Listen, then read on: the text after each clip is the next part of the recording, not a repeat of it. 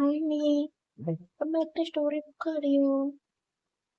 వీరా ముందు bike fast గా వెళ్తుంటే వెనక బైక్ మీద సింహ సుబ్బుతో రే నాకు డౌట్. సుబ్బు డ్రైవ్ చేస్తూ అడుగు సింహ ఎంత ఫాస్ట్ గా వెళ్తున్నామో అంతకన్నా ఫాస్ట్ గా వెనక్కి వచ్చేస్తామో అని తేడా కొడుతుంది. సుబ్బు ఫాస్ట్ గా వెళ్ళి వీరాతో వీరా అని పిలిచాడు. వీరా ఏంటి అన్నట్లు ఓ చూపు చూశాడు. సింహ సుబ్బు చెవిలో ఎందుకురా వాడిని పిలుస్తున్నావు? సుబ్బు వీరా సింహకి ఏదో డౌట్ వచ్చింది. అందుకే నిన్ను పిలిచా. వీరా సింహ వైపు ఏం డౌటు అని అడిగాడు సీరియస్ గా.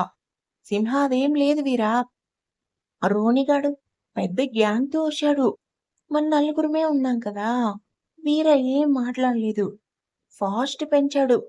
సుబ్బు నవ్వుతుంటే సింహ ఏంటి బే వాడి దగ్గర అలా ఇరికించావు?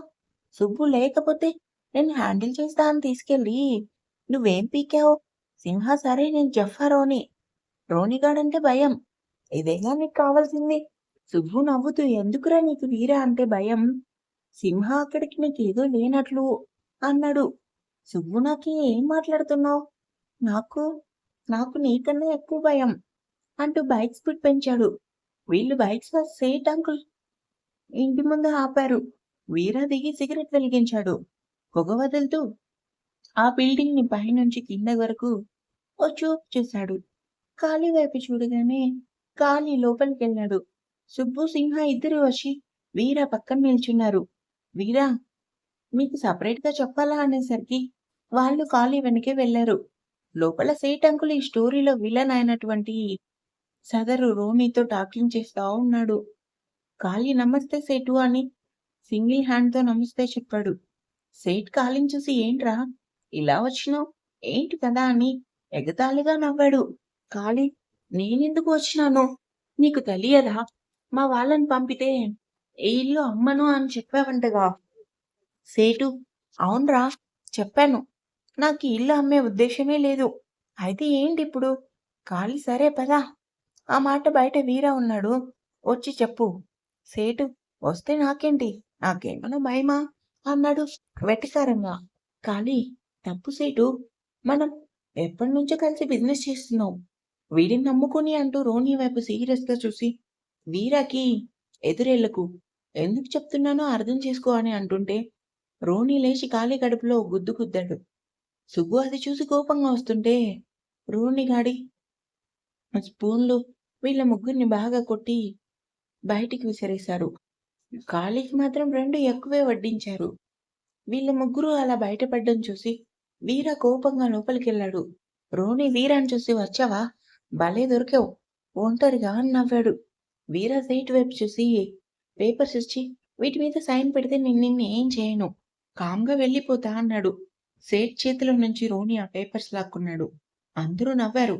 వీర కోపంగా రే మర్యాదగా ఆ పేపర్స్ ఇవ్వు అనగానే వాడు ఆ పేపర్స్ చింపిపోయాడు. వీరా వాడి చేతి మీద కాలితో ఒక తన్ను తన్నగానే పేపర్స్ గాల్లో ఫ్లై అవ్వగానే వీరా వాటిని పట్టుకున్నాడు. వెనకే వచ్చిన కాలి చేతికిచ్చాడు. వీరా ముందు రోనిగాడి గుండెల మీద ఒక తన్ను తన్నాడు. వాడు ఎగిరి అవతల పడ్డాడు. అంతే వాడి స్పూన్ గాళ్ళు అందరూ వీరా మీదకి వచ్చేశారు. వీరా ముందు ఎవరూ నిలవలేకపోయారు. 10 నిమిషాల్లో చావు కొట్టి చింతకాయ పచ్చడి చేశాడు. రోని పైకి లేచి వీర ఒక తన్ను తన్నాడు. వీర కింద పడగానే రోని తన మెడ మీద కాళ్ళు వేసి ఏరా ఎన్నిసార్లు చెప్పాలరా నీకు నా దారికి అడ్డం రావద్దని? సెటిల్మెంట్ ఫీల్డ్లో 10 సంవత్సరాల కింగ్ లాగా బతికా. నువ్వొచ్చి సంవత్సరం అయింది. ప్రతి డీలింగ్స్ లో అడ్డు తగులుతున్నావంటూ వీర మెడ మీద కాలుతో గట్టిగా ప్రెస్ చేశాడు. వీర గట్టిగా వాణ్ణి తోసేశాడు. అలా పట్టం వెళ్ళి అడుక్కున్నా అక్కడున్న డోర్‌కి తగిలి స్పృహ కోల్పోయాడు. వీర పైకి లేచి సేట్ అంకుల్‌ని ఉతికారేశాడు. ఈ ప్రాసెస్‌లో 2 కళ్ళు వీరని కోపంగా చూస్తున్నాయి. ముఖ్యంగా సేట్ అంకుల్‌ని ఉతుకుతుంటే వీర ఆయన్ని సోఫాలోకి తోసి ఏం సేటు ఈ గొట్టంగాన్ని చూసుకోనా తెగ చించుకుంటున్నావు? ఇలాంటి వాళ్ళని 50 మంది వచ్చినా వీరా ముందు అంటూ కాలి వైపు చూశాడు. కాలి పేపర్స్ ఇచ్చాడు. సేట్ అంకుల్ నేను పెట్టను. వీరా నువ్వేం చేసినా నేను పెట్టను. అంతే అంటూ లేచాడు. వీరా ఆయన అక్కడున్న ఫ్లవర్ వాజ్‌తో ఒకటిచ్చాడు. పాపం ఆ అంకుల్ పెద్దగా అరిచాడు. ఆ 2 కళ్ళు కోపంతో వీరాని తినేసేలా చూశాయి. వీర సేట్ అంకుల్ని కింద కూర్చోబెట్టి జేబులో నుంచి పెన్ తీసి చేతికిచ్చాడు. ఆయన కోపంతో పెన్ను విసిరేశాడు. వీర సరే సైన్ పెట్టను అంటావు అంతేనా? ఆయన పెట్టను అనగానే వీర ఫోన్ తీసి ఏదో చూపించాడు. ఆయన టెన్షన్‌గా ఇది, ఇది నీకెక్కడిది అని అడిగాడు. వీర నువ్వు పెట్టకపోతే ఇది ఎవరికి చూపించాలో వాళ్ళకే చూపించేస్తా అంటూ అక్కడున్న చైర్‌లో కూర్చున్నాడు. ఆయన చేసేదేం లేక సైన్ పెట్టేశాడు. వీర ఆ పేపర్స్ తీసుకొని వెళ్ళిపోయాడు. అదండి వీర రుబాబ్ అనుకున్నది సాధించడానికి ఎంత దూరమైనా వెళ్తాడు. ఇలా బెదిరిస్తాడు కూడా. బట్ ఎల్లకాలం తను అనుకునేవి జరగవు. ఈయన గారి స్పీడ్‌కి బ్రేక్ వేయడానికి ఒకళ్ళొస్తారు.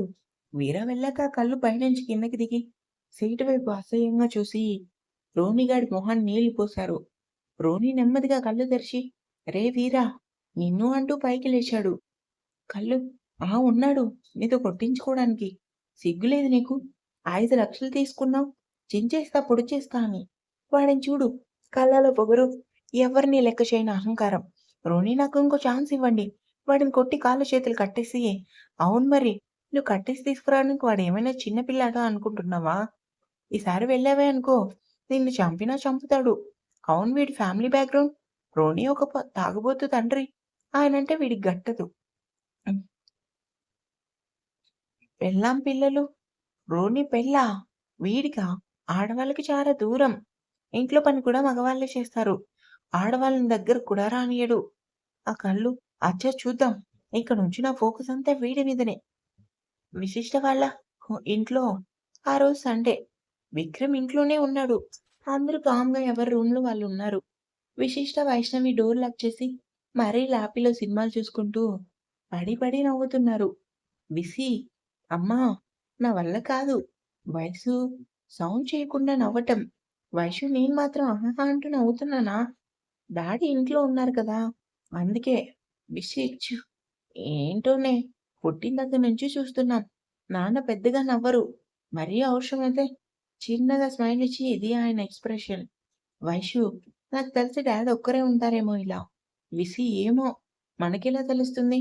నేనైతే మా నాన్న కాబట్టి ఏమి అనలేను. అదే ఇంకెవరైనా ఇలా నవ్వకుండా మొహం పెట్టుకుంటేనా చెవిలో పెద్దగా అరిచి మరీ అడుగుతా. వైషు ఏమని? విషి ఏమయ్యా? నీకు దేవుడు కళ్ళెందుకిచ్చాడు? అందాల్ని, ఆనందాల్ని, సంతోషాల్ని చూడటానికి. నోరెందుకిచ్చాడు? ఆ కళ్ళకి సమాధానం ఇవ్వటానికి. మనసెందుకిచ్చాడు అటు కళ్ళని, ఇటు నోటికి స్పందించమని చెప్పడానికి. వైషు అక్కోయ్! నువ్వొకటి మర్చిపోయావు.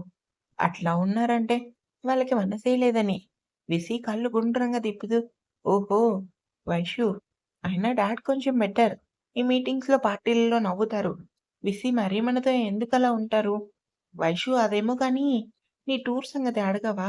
ఇంకో 1 వీక్ టైం ఉంది. విషయం ఏంటో చెప్పు వైషు. అడగాలంటే ధైర్యం చాలటం లేదు. వైషు ఆహా! డాడ్ నీ టూర్ సంగతి అడగలేను దాన్ని. ఎవరో గన్నాయిని పట్టుకొని కళ్ళు, ముక్కు అంటూ క్లాస్ ఏం పీకుతావంటూ నవ్వింది. ఈలోపు ఎవరో డోర్ కొట్టారు.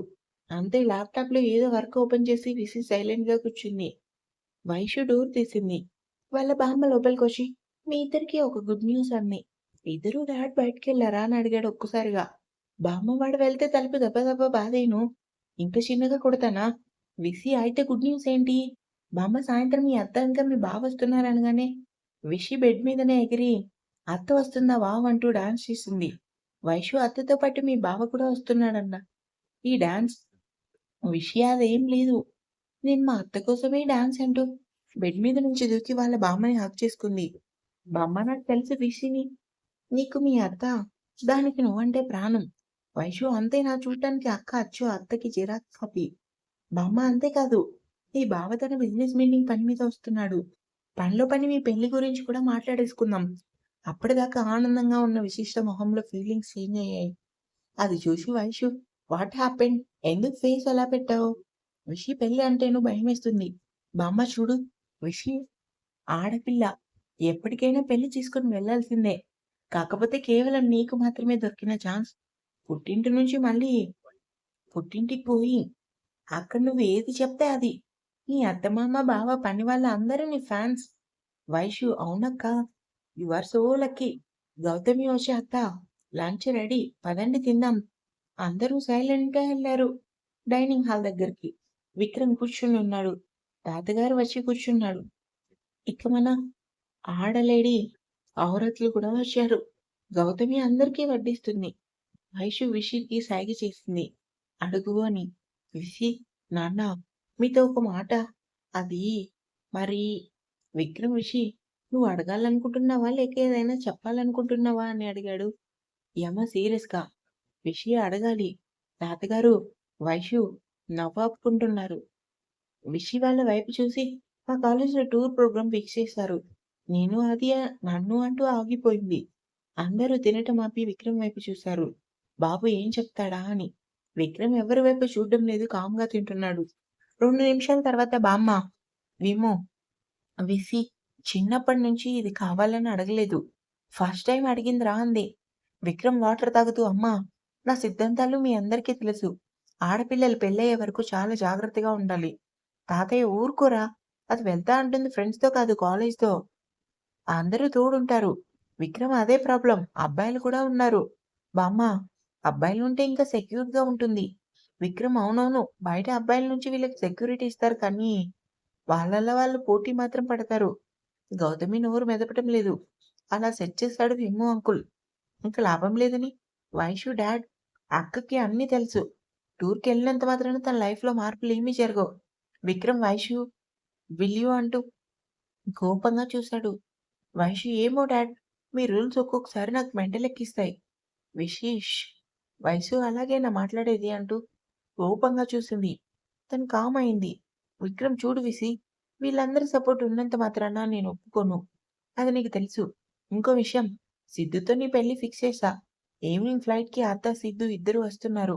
అండ్ వైషు నువ్వు కొంచెం పద్ధతిగా ఉండటం నేర్చుకో అని చెప్పేసి కామ్‌గా వెళ్ళిపోయాడు. ఈ విమ్ము అంకుల్ ఉన్నాడే చెప్పాల్సింది స్ట్రెయిట్‌గా మొహం మీద చెప్పేస్తాడు. ఎవరేమనుకుంటున్నారో అని కూడా ఫీల్ అవ్వడు. వైషు, విషి, బామ్మ, chill, girls don't give up. I have a plan అంటూ చిన్నగా ఏదో చెప్పింది. తాతయ్య వర్కౌట్ అవుతుంది అంటావా? అన్నారు అనుమానంగా.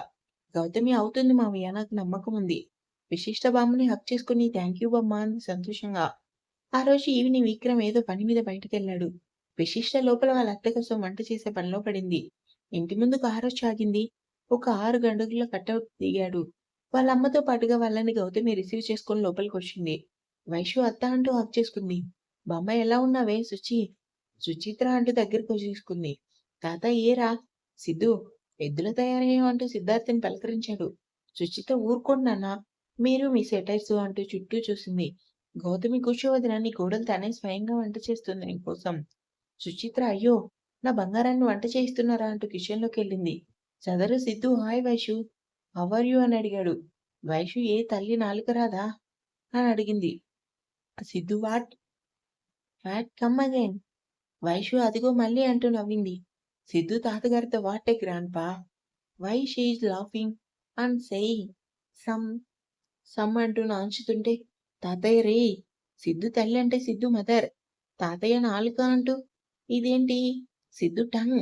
ఓ మదర్ టంగ్. వైషు హా అదే నీ మాతృభాష తెలుగు. అది నీకొచ్చు బట్టి ఎందుకో తెగ కట్టింగ్ పుడుతున్నావు. సిద్ధు నో యార్ actually what I am saying is అంటూ ఏదో చెప్తున్నాడు. లోపల సుచిత్ర అటు ఇటు తిరుగుతూ ఉన్న విశిష్టని వెనక నుంచి హగ్ చేసుకుంది. విసి అత్త అంటూ ఆనందంగా వాటేసుకుంది. Suchi what my dear cute. నా కోసం దిగులు పెట్టుకున్నావా ఇలా చిక్కిపోయావు? గౌతమి మరే నువ్వేమో వీడియో కాల్ తప్ప రావటం లేదు కూడా తగ్గించేశావు. విషి అందరికీ బాదం మిల్క్ రెడీ చేసింది. అందరూ హాల్లోకి వెళ్లారు. విషి హాయ్ బావ ఎలా ఉన్నావు? సిద్ధు గుండె రాగం తప్పింది లయ అంటే రెగ్యులర్ వోడు. సిద్ధు గ్లాస్ అందుకుంటూ I'm good Visi what about you? Vishi అయ్యో బావ చక్కగా తెలుసుకుంటున్నావని చెప్పింది అత్త. తెలుగు వైషు అదేం లేదక్కా. ఎన్ఆర్ఐ కదా తెలుగులో మాట్లాడితే మనం ఫీల్ అవుతామనుకుంటున్నాడు. సిద్ధు నో యార్ నాకు తెలుగు క్లారిటీగా రాదు. More over I'm comfortable in English. Vaishu నాకు తెలిసి ఈ బావగాడు అక్కని ఇంప్రెస్ చేయడానికి ఓవర్ చేస్తున్నాడో చెప్తా. వైషు మన స్టోరీలో చాలా కీలకం. బామ్మ సిద్ధు పక్కన చేరి oh my dear Siddhu let them go I'm with you. Siddhu thank you granny అంటూ హక్ చేసుకున్నాడు. సుచిత్ర అవునమ్మా టైగర్ బ్రదర్ ఏడి? గౌతమి అర్జెంట్ పనుందని బయటికెళ్ళాడు. సుచిత్ర అమ్మా అన్నయ్య ఇంకా మారడా? బామ్మ వాడు మారడని ఫిక్స్ అయ్యే మేము మారాం. సిద్ధు కన్నార్పకుండా విషినే చూస్తున్నాడు.